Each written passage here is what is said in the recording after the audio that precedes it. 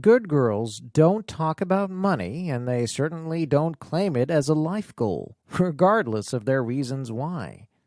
What I learned in childhood? You get what you get, and you don't throw a fit. That meant I should be happy with whatever life handed me, gracious and thankful for whatever came my way.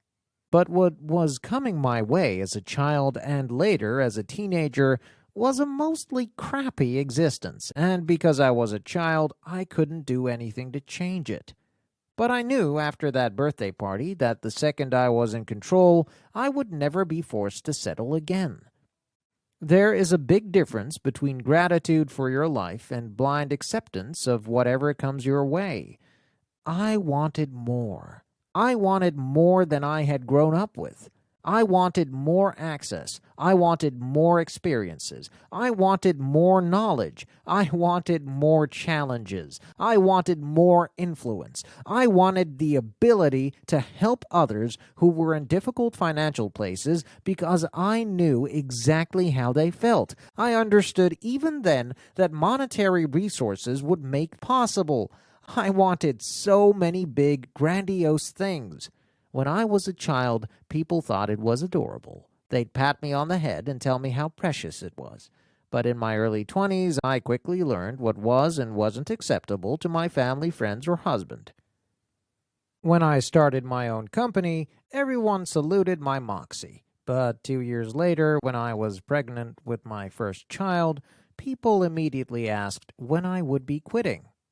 The business, they concluded, was just this cute thing I was doing to keep myself busy until my real calling started. Being a stay-at-home mom. S-A-H-M. Sam. It's worth stopping right here to qualify that statement. I sincerely believe there is no harder job and no more important job than being a Sam. I have so much stinking respect for my Sam friends, and I'm not for 1 second implying otherwise when I tell you that it's just not for me. Next to my husband, my children are my greatest blessings. But y'all, if I had to stay at home with them full time, I'm not entirely sure any of us would survive. It's not my spiritual gifting. It's not in my wheelhouse. You know what is in my wheelhouse? Building a successful business, managing a team, writing books, giving keynote speeches, crushing it on social media, strategizing, branding, PR, and planning live events where 1,000 women fly in from all over the world to be inspired. But at the time, none of those things were proven. I was still so new to business. I only had an idea in my heart and a fire in my belly. I was figuring out how to run a business using books at the library and Google. I asked 100,000 questions to anyone who could offer wisdom. It was slow going at first, but dude, I was going. I got my first client, and I worked my butt off. I treated that one single client like they were the last opportunity I'd ever get. I didn't have money. I didn't have a ton of experience, but I did have an unmatchable work ethic, and I let it shine. I got the next client based on a referral from that first one. I did events for basically nothing in order to build up my portfolio. I took on any client I could find. I was essentially like, do you have a pulse and need to plan a party? You do? I'm in. So when I got pregnant and had to explain my choices over and over again to my well-intentioned family members, it honestly sucked. For the first time in my whole life, I understood that other people didn't agree with the life I'd imagined for myself. They didn't like the idea of a working mom, even though they'd accepted it early on when we needed the money. A couple of years later, when Dave's salary increased enough that it was clear I didn't have to work, the passive-aggressive people around me began to vocalize displeasure outright. Even when you're strong, even when you're committed to your goal, it's hard not to second-guess yourself or take on guilt when it's coming at you from every angle. Open disapproval wasn't enough to make me change my course, but I did stop claiming my course as my own. I wouldn't recognize it until years later, but those opinions began to wear me down. I was like a piece of glass that gets thrown into the ocean. Other people's opinions became my waves, their judgment the sand I was tossed against over and over until it began to chip away at all my jagged edges. I know that as a society, we tend to think that being smooth and pretty, everything worn to a soft, rounded edge, is what we should aspire to. But the more I grow and learn and think about it, the more I understand that your jagged edges, the parts of you that stick out in odd directions and don't match everyone else, those are what make you uniquely you.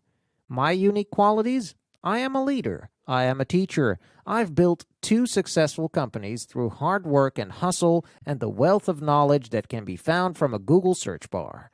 My goal is simple, even if it's grandiose. I want women to understand that they have the power to change their lives.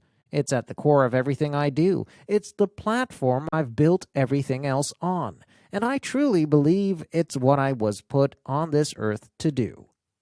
I'm building a media empire around the idea. No, I did not mistype. Yes, I just said a media empire. Not a company, not a side hustle, not a small business, an empire. The world tells me that good girls don't hustle, and they certainly don't stick a flag in the ground and audaciously shout that they want to be a media mogul. They for sure don't feel so passionately about it that they have the word mogul tattooed on their wrist. I know I'm not the only one who has ever bumped up against the expectations of others and then backed down because of them. In a desire to find community, I constantly seek out other women in leadership, and what I find again and again are women doing just what I did. They're downplaying all that they've achieved, because they've been taught that it makes others feel uncomfortable. You guys, astounding women are doing this. Women who have built $100 million companies, or are running massive teams with unbelievable revenues. Those kinds of women are afraid to admit that they're good at their jobs or that they love what they do. Interacting with them has made me feel less alone, has made me understand that this is something many other women face down. So I'm telling you my story in the hopes that if you're like us, you know there's a tribe of ladies who feel the same way, even if not everyone has found the courage to say it out loud yet. It's okay to want something more for your life. In fact, hang out with me long enough and you'll discover that it's one of the things I value most in life. Drive, hustle, the desire to work as hard as you can to chase down a goal, that's my jam. Hustle is my love language. I love a hustler. I love someone who is unabashed about what they want for their lives and refuses to let anyone talk them out of it. I don't mean that they never feel intimidated by their own audacity. I don't mean that they don't occasionally fall into the trap of other people's opinions. The hustlers I know, they're human and they face the same insecurities as the rest of us.